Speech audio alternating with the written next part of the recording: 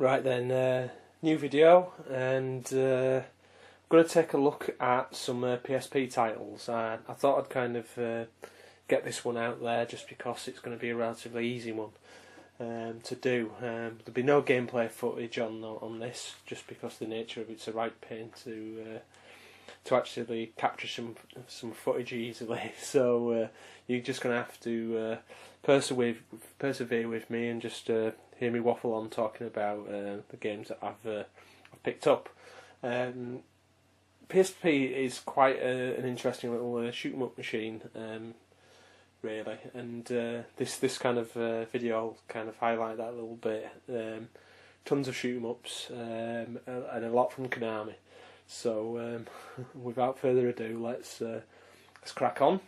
And first game I'm going to show you is, there we go, Parodius Portable, and this is the I don't know what you'd call it, the best version, the budget version. This one's getting to be a bit expensive now, so to pick this up for a relatively decent price, I was quite happy. It's around about £20 mark, so quite pleased with this. I mean, it's pretty goddamn new condition as well. So what games has it got on it? It's got quite a lot of games from the actual series. It's got part of Parodius on there, the MSX remake version apparently. It's got Parodius Star on there, which is the first Parodius game I played on the SNES. Bought it years ago on release, and firm favourite. It's possibly the best all-round game out of the lot, I'd say. Just in terms of gameplay and an introduction to the Parodius series. It's got Gyukyo Parodius, which is otherwise known as A Fantastic Journey in the when it was released in the UK and in Europe or in the West. And again, that's quite good. That's quite a good shoot 'em up. It's got Gyukyo Shiberi Parodius, which is also known as Chatting Parodius. Very kind of like not hit and miss one, but people seem to either love it or hate it. It's quite a different Parodius game, but I quite like it. And possibly my favourite Parodius out of the lot, Sexy Parodius, which got a PS1 and a Saturn release, and it's a very, very good shoot 'em up. Some of the best kind of character animation shoot 'em up, I think. Just in terms of really beautiful, big animated sprites. Really, really, really good game. So yeah, that's what this compilation's got on. We'll take a look at the instruction booklet and the disc itself.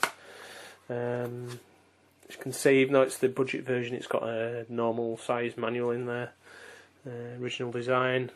There's the actual UMD disc itself.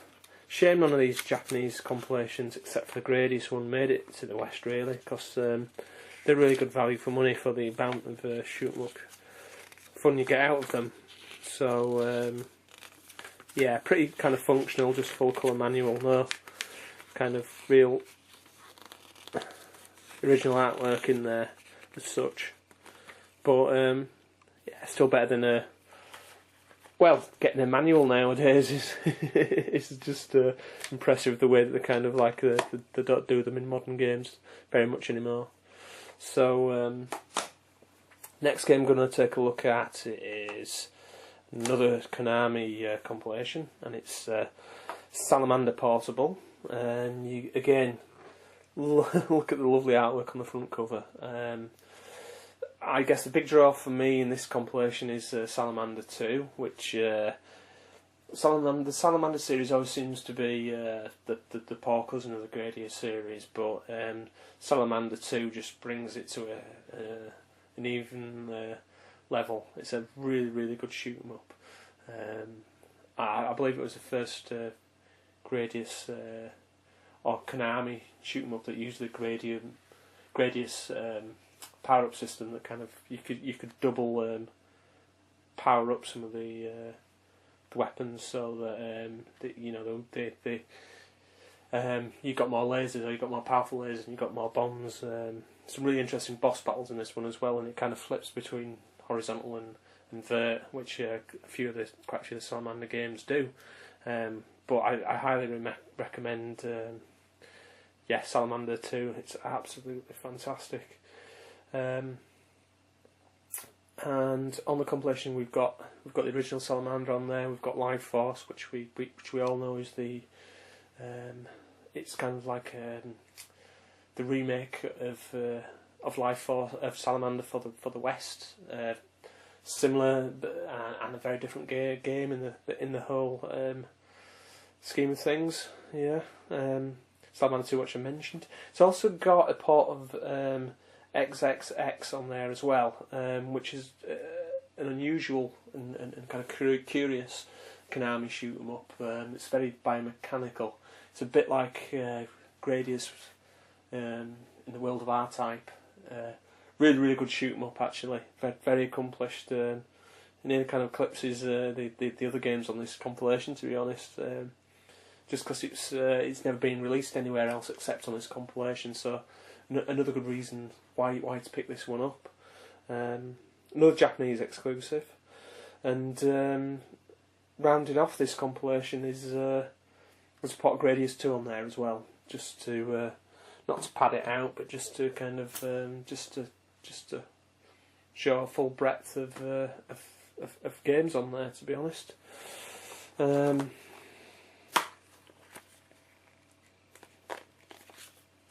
So again, I think this is I seem to remember this is a pretty functional manual.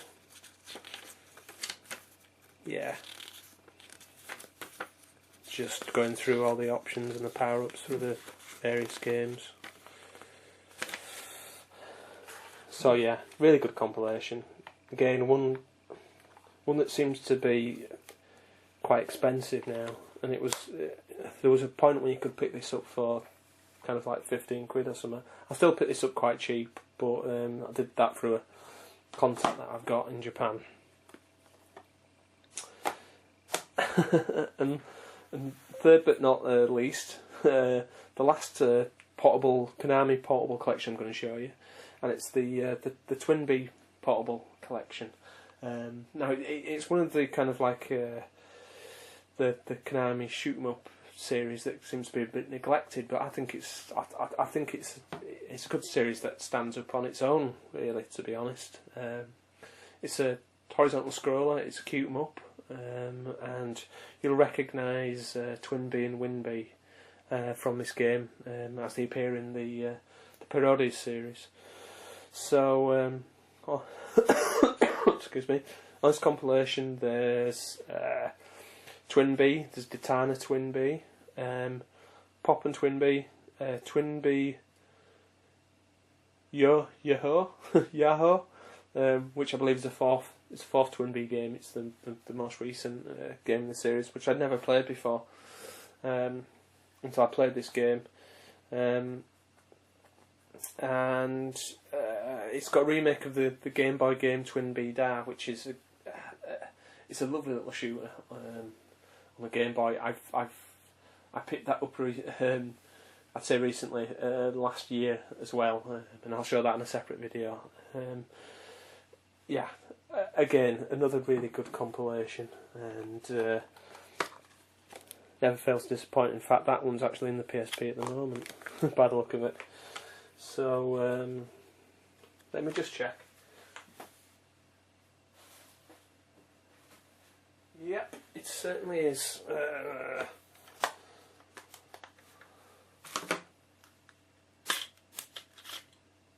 Yep. There we go. There's the UMD itself.